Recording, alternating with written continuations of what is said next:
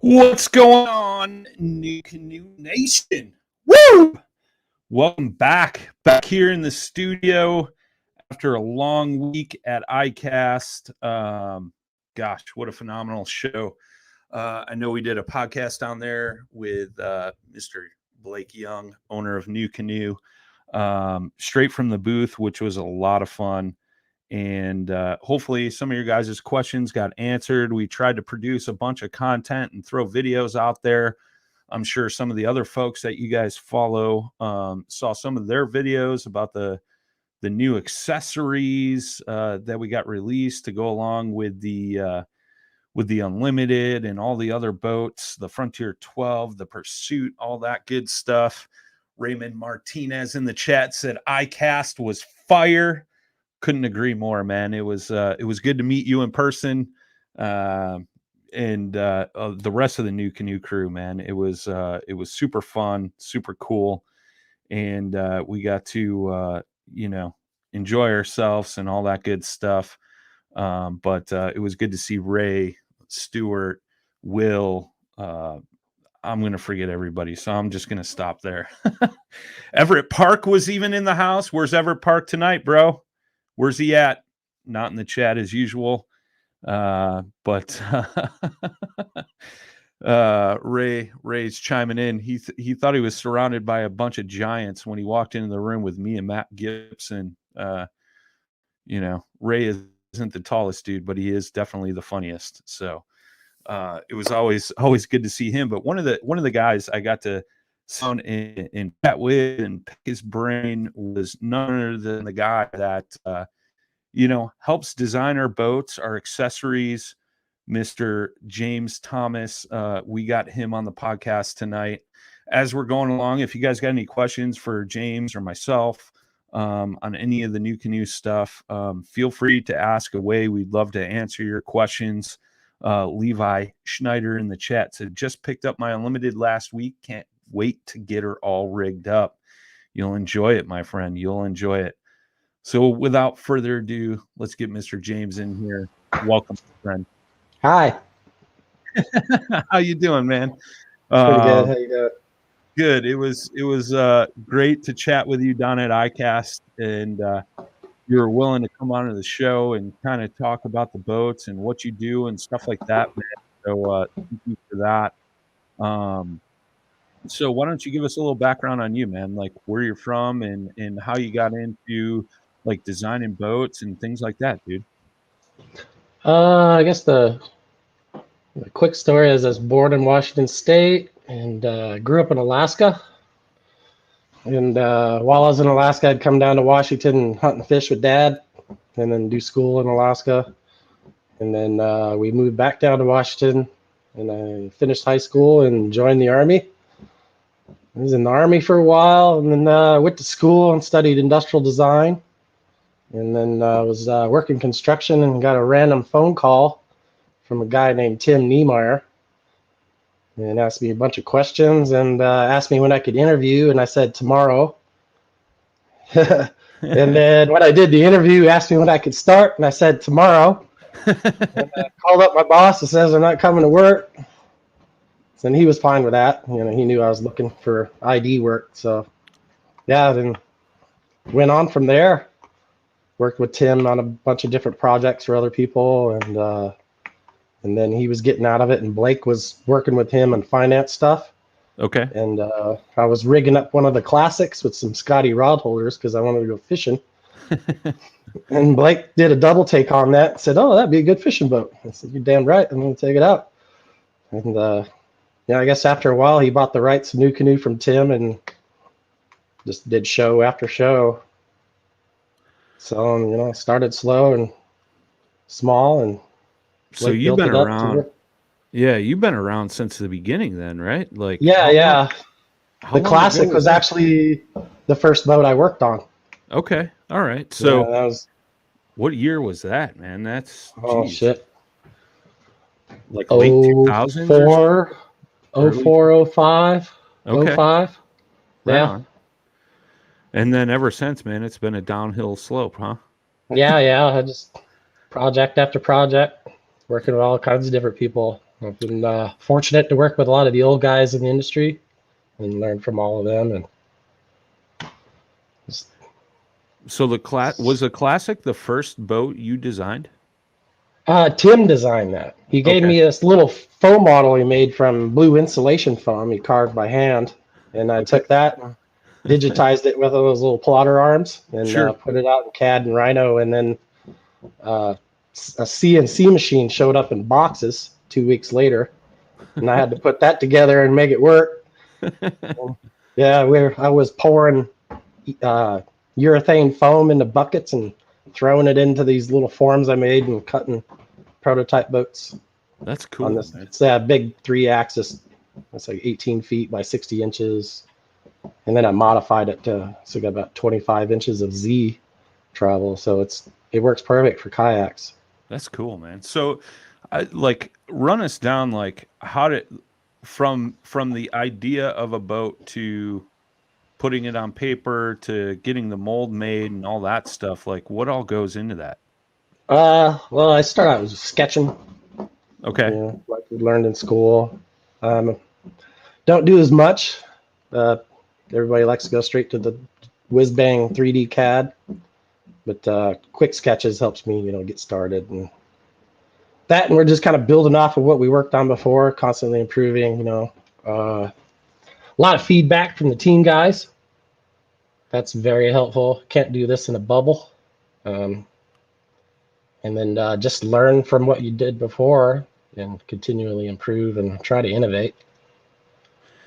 Yeah, I know there was quite a few of the team guys that were involved in the unlimited build. Obviously, you were a huge part in that. I mean, what were some of the things that maybe that the team guys were saying to you that you really felt like you could integrate into the boat? That was like a huge difference compared to maybe the Frontier 12 or the Pursuit or something like that.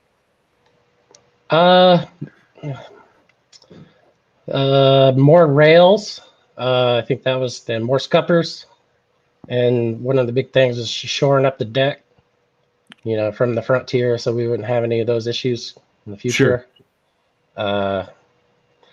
Just refinement. The top load was pretty good. I'm glad Blake did that. Sometimes it's might be hard to get the guys that are doing the budgets to add a more expensive item to the boat. Sure. Like the space for the transducer, that was team guy input. That was from the Flint. Yeah. And then we just expanded it so we could do a retract.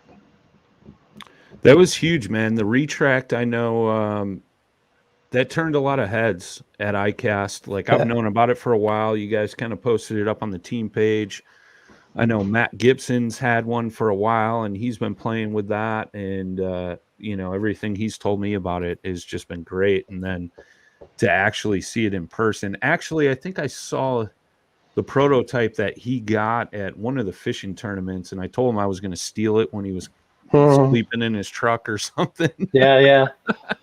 But it was super cool, man. A lot of folks, like, even I know I saw Chad Hoover post a video this week, or maybe it was end of last week, and he was talking about that. He was actually Ray Martinez did a full walkthrough video with Chad, and that was the one thing that Chad was totally impressed by, which is pretty cool, man. A big name like that in the industry, throwing up kudos and stuff to a product that you developed, right? Or helped develop.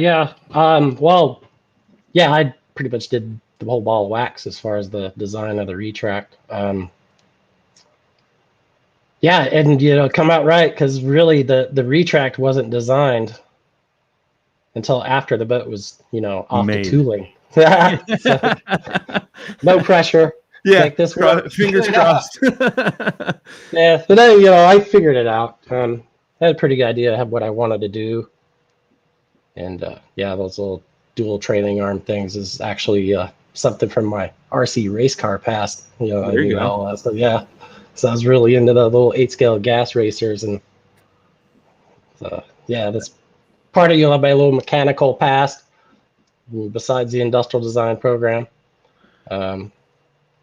So yeah, it worked out. It's very And, cool, man. It's very thanks. cool, and it's nice because it's compact. It doesn't take up a bunch of space. I know a lot of us are used to like the swing arms with the transducer over the side of the boat, Mhm. which sometimes is a pain. I'm infamous for having 20 pounds of weeds dragging off my Yeah. transducer arm and stuff like that, and this kind of helps prevent that, right? So Or you get your line snagged on it when you're gonna fish on. yeah, or lose a fish in a tournament because of it. Yeah, exactly. It's definitely huge, man. And I know, since we're on accessories, man, I know I saw one guy in here. Where'd it go? Trey Johnson said the 1 foot rudder is genius. So if some of you guys didn't see it at ICAST, James has been working on and it was like a prototype, like you told me. I know. I whipped that up 3 days before I left. Yeah, Actually, no, I finished it the Friday. I yeah, finished drilling on the footpad part and packed it in my suitcase and went to Seattle. yeah. So No, yeah, for sure. That so that was thing's just it's slick.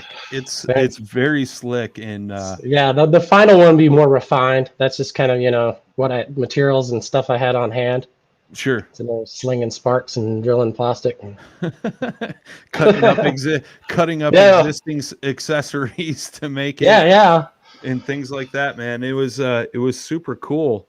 I know that was the big thing. Like I was talking to one of the other team new guys, and we'll get into the rudder next, which goes hand in hand with the foot pedal. But I was telling him about the rudder system, and he's like, "Well, if you're a paddler, how are you going to steer trying to paddle with one hand on the steering hand?" And I said, "I think there's something in the works. Just wait, Yeah, because yeah. I know that was a big concern. Like, for those folks paddling the boats, how are you going to paddle and steer with the EPS or the drive in the back?" So Well, had I known they would have put the rudder on the Pursuit, I would have made a bracket for the Pursuit. So we're kind of mismatched there. The guys yeah, will get to test it, and that's most important to me. Get some yeah. feedback for that. For sure, for sure. Trey Johnson's tuning in. He said, "I think NuCanoe accessories are at the top of the game. I love how they design their own and don't rely on third party," which is huge, Yeah, man. I yeah, mean, yeah, yeah. That could be expensive too, because those design firms charge lawyer prices. yeah, I kid you not. I do some work for Teague now and then. Does Boeing interiors? Do uh design for build mock-up stuff, and I build them twice as much as I do Blake. huh. Blake's invoices might go up a little bit, is what you're saying. I'm just kidding. Just kidding, Blake. he Just gets kidding. the volume discount. Yeah. Well, it's super cool, man. I mean, the rudder system was super impressive. Like, how did that all come up? And Oh man. Well, I initially just did. We had a big stainless steel blade, laser cut, just so I could put some spacers on and use the existing bracket to get an idea, of the space. And then Everett said, it's a good idea if that thing retracted in the boat, which is I agreed yeah, because you want that big old thing hanging out the stern. So I looked at what the space I had and just kind of did a few sketches and whipped it up in Rhino yeah, and had Blake do some prints. And Yak Attack was nice enough to print us the blade part. And so we got it in 2 halves, so I had to glue it all together in a little jig to keep the rails aligned and then sand it out because those FDM prints are pretty low resolution. sure, So I finished it out with some Duratec and rattle canned it. Put it together, hoping that the whole bungee idea I had would work. Because I normally hate bungee, just because it's kind of rots and sure, unreliable. But it was the simplest solution for this. So besides, the complex stainless springs making noise and whatnot. So I think this will work out pretty good. nice. Yeah, I like it, man. It's slick, like you said. If you guys haven't seen the video, you can go back on the Facebook or the YouTube page, and the rudder pulls up, but then it folds back and then pulls into the back of the boat, which is really slick design, especially if you're floating like skinny rivers and stuff. You got low hanging trees, stuff like that, and you need to get it up and out of the way. You can get it up into the back of the boat instead of hanging out, swirling around, getting caught up on some stuff. Yeah, I still have to make some adjustments because somebody was in there tugging on the pulley and it was turned the wrong way, and they started pulling harder and harder, and it was going to break it. Yeah, because of the pivot point. So I just need to put where the retract cord attaches to it more forward, closer to the pivot, so it doesn't cam out and break it. Gotcha. I'm most interested from feedback, see if that's enough blade in the water. If it need more volume, less, or whatever. See how it keeps the boat going straight, turns and whatnot. Right on. Real quick, we got a question. 2 questions. I'll answer this one first. Latasha's asking. They both have flints. Her and her husband. He has a 250 paddle, but it seems short. What would you recommend? Typically, it goes off of your height, but I would say maybe a 260 or a 270. Look at either of those two. But probably if he wants a little extra reach, go with a 270. And then Michael is asking the hull wiring plates and the gasket. I don't know if there was necessarily an issue, but you guys redesigned those. Some new ones are coming out. Like, what was the reason behind that? When the initial boats are coming out, those inserts that are there, the way the rotor molding works, it shrinks away like 2.5% from the mold, and it's bulging those inserts out and not allowing us to seal it. So designed a new plate that and gasket that compensates for that. And I'm pretty sure Blake will hook people up. Yeah, if you want it. Yeah, I believe if you haven't registered your boat, go on NuCanoe's website, register your boat, and you'll automatically get put in the mailing list for those. And I believe those are pretty much available now, if not within the next couple of weeks. And I know we had a few of the newer plates down at ICAST. I know me personally, I got the old ones. I haven't had any issues. I've fished in the rain, things like that. It's just a precaution that NuCanoe's taken for the event that there is an issue. That's the beautiful thing about NuCanoe. Yeah, and those plates you saw at the show, that was the first article batch from the molders. Okay. So yeah, so it should be good to go. Right on. Right on.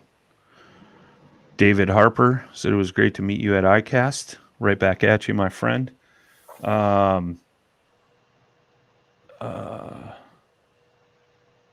So Trey Johnson is asking, I've heard the molds can cost around $200K. Are they really that expensive? I don't think they're $200K. But half that price, half right? that, yeah. Depends. Yeah. But that's, about half that. It depends who's making the mold and I wish how much work you have to give the tooling guys. Right. I wish I had a photo from the one time I was up at the factory of those molds. Like, your boat is pretty big, right? Imagine that mold 2.5 times the size of your boat. That's how big those molds are. They're made out of steel, right? They're aluminum. Aluminum? Yeah, they're big aluminum castings. Yeah. And they're huge. They have to put them, once they fill them with plastic, put the lids on, screw that all down. They lift those things up with huge I-beam, like pulley systems, and then put them in the oven, shake them and turn them and do all rocks and roll. Yeah. That's good. That's the term. Rock and roll. Yeah. Does all kinds of crazy stuff. And then they pull them out.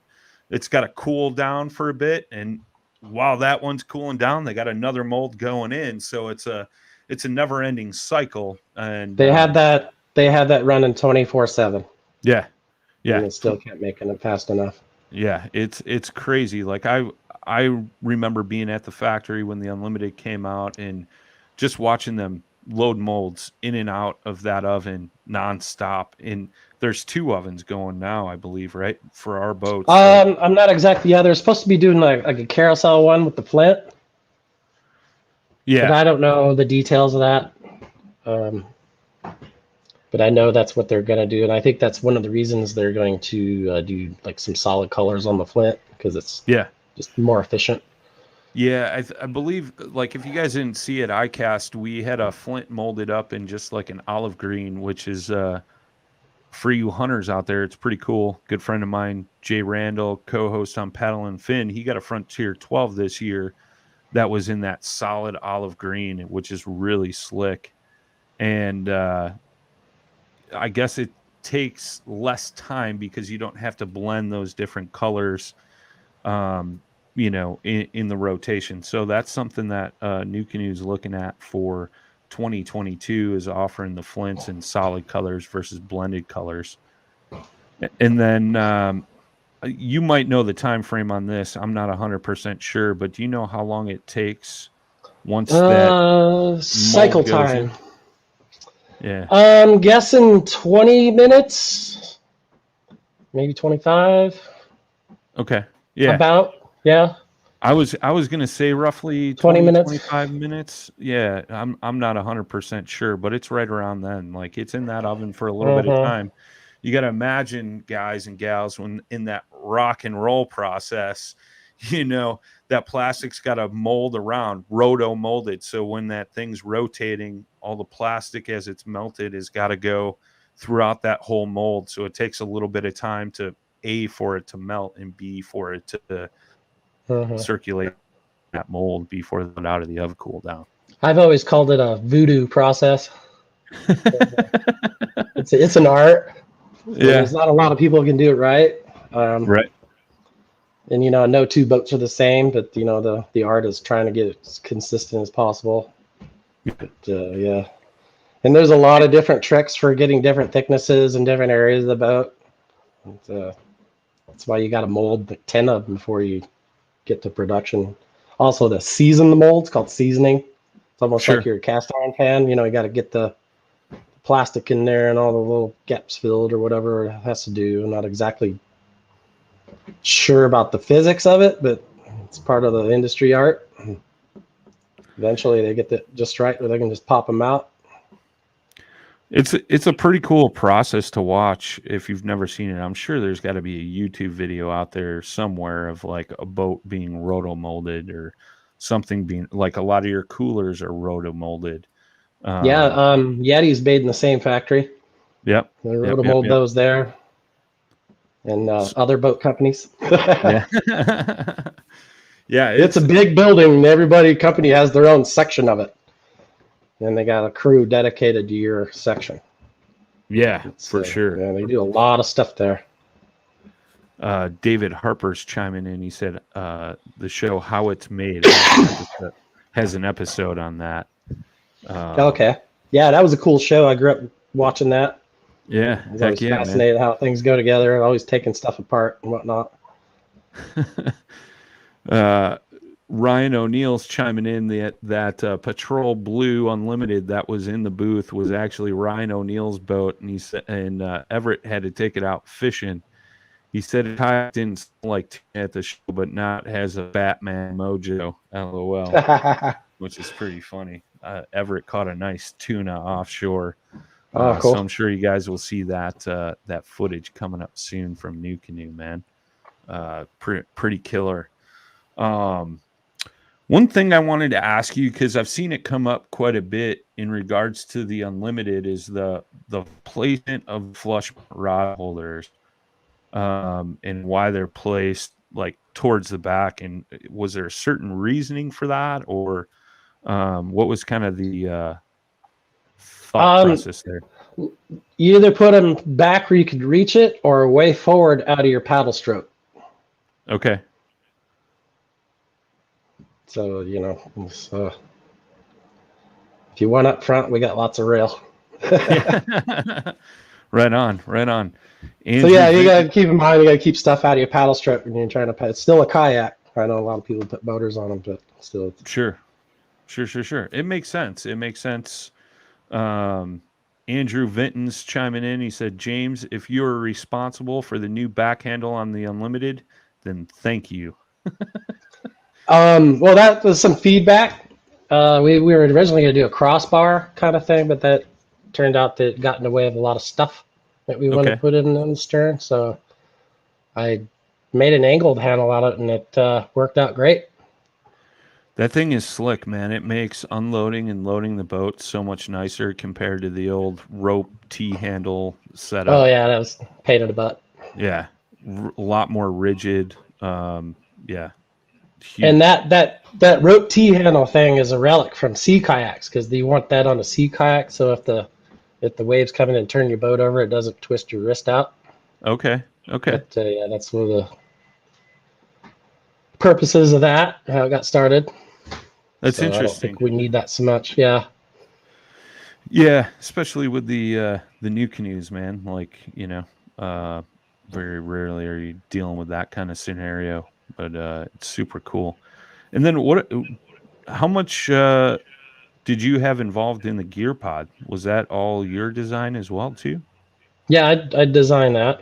Okay. Um, we had some initial, ideas. Originally, we did. I don't know if anybody remembers. There was called a sport box on the Classic back in the day. Okay. I That don't was the one remember of it. the first accessories I did for the NuCanoe, and yeah, he sold a bunch of those, and then we just kind of brought it back, put a pursuit hatch on it, and some track and whatnot. And That's yeah, cool. there's some new stuff that I want to do for that. Okay. All Like a right. little add-ons and whatnot. All right. All right. So pay attention, folks. James is Well,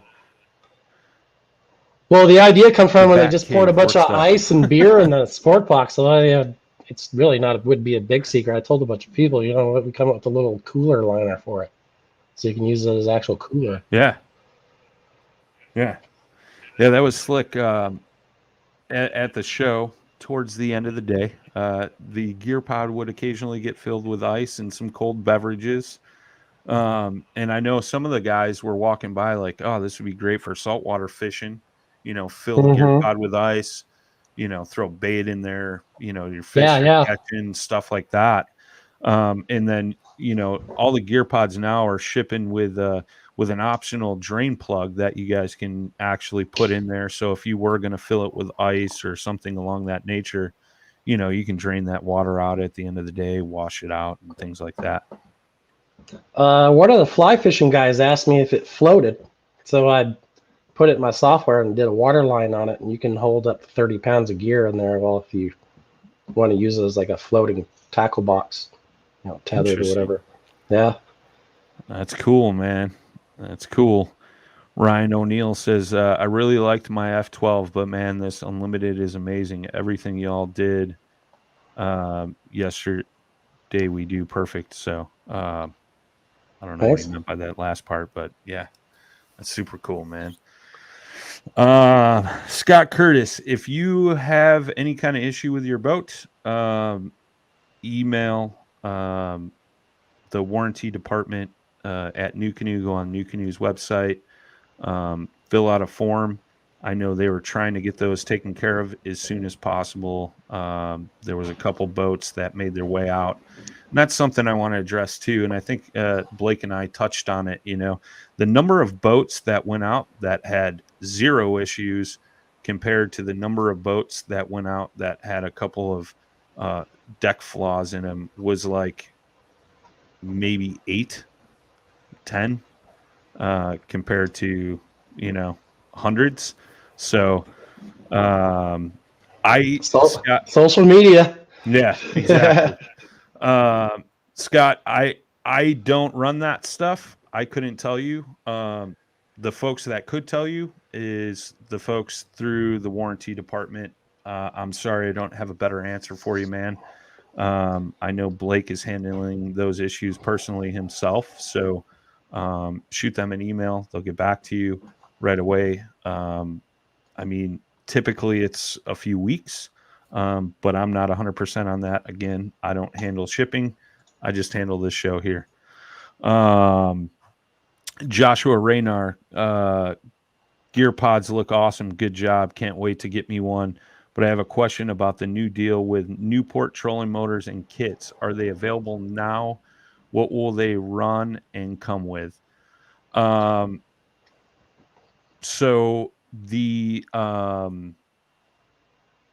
the kit will come with the motor and the EPS mount in the back. From what I understand, doesn't come with a battery, and I believe price point is somewhere around $1,100 or $1,200. Don't quote me on that. I know they're kind of working through that stuff, but from what I heard, it'll be in that price range to the consumers.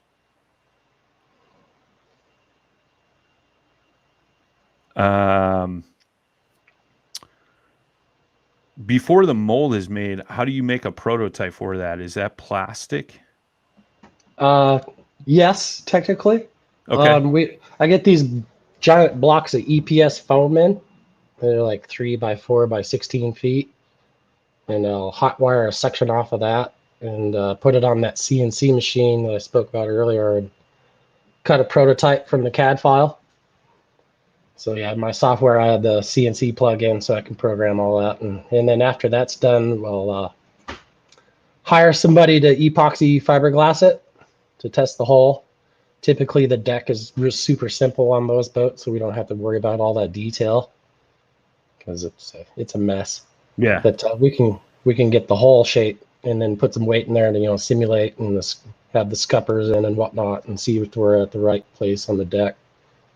And yeah, so they're essentially just foam core EPS and epoxy fiberglass.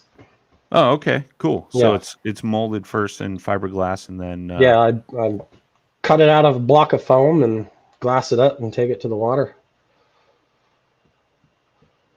That's cool. That's cool.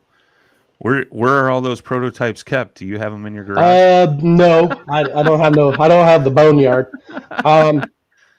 Blake keeps some of them. He's Okay. got, we got foam prototypes stashed in different places. Eventually they end up in the garbage. Okay. It's a lot of stuff. Sure. He keeps key ones, I guess. Yeah, I know there's still some of them lying around. Right on. That's cool, man. I'd love to see one of those sometimes. Yeah, they're pretty simple. Just the basic hull design and something so we can put a seat, the seat rail on it and take it out, paddle it. That's super cool, man. Super cool. Well, man, we've taken up enough of your time tonight. I thank you for taking the time out to sit down, chat about kind of the process and the things you go through to make these awesome little boats that we all get to, spend our free time in, man. It's super cool. I look forward to the final product on some of the stuff that was prototyped and released at ICAST. Like, I know that's going to be a question that's going to come up after the show. Like, if you had a guess, like timeline on like when the rudder and the foot steering and stuff like that might be available. It's going to be a couple of months for the rudder, probably, at least. The new plates are done. The retract the files off to the tool maker, so I think they're on the tooling for that. Okay. The molds on that. So super soon on that one. Yeah. I just got to get some drawings off to Blake for the different bracket adapters I had to come up with for the different transducers. Okay. So if anybody on the team's got a Hummingbird, I'd like to get a hold of that so I can make a bracket for it. There you go. Let's go, team guys. I got a Garmin, so I can't help you, bro. Yeah. We'll find somebody.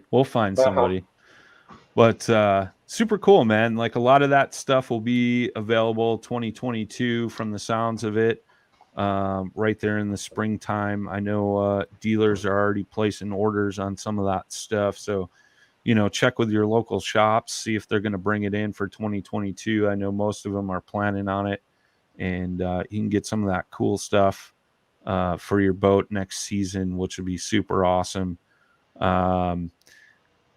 Somebody was asking about the Newport motors. I'm not sure if they're available now. I know that is coming pretty soon. I forget what those guys had said in the booth over the week, but I know the motors are pretty readily available, so that should be any time now. So, but you can get in line, place an order for it at NuCanoe.com, and as soon as they're in stock, we'll ship them out to you guys. So, James, thank you, my friend. Hey, no problem, man. Yeah, appreciate it, man. It was good meeting you down at ICAST, and Yeah. I look forward to seeing what comes out of that little brain of yours next. Yeah. No, thanks everyone for your compliments. Appreciate it. And Yeah, man. always the next boat and next accessory to be the best thing I've done. Trying to That's make it that awesome. way. That's awesome, man. We'll move forward. Very cool. All right, boys and girls, we will see you next week. As always, tight lines, smooth paddling. Good night, everyone.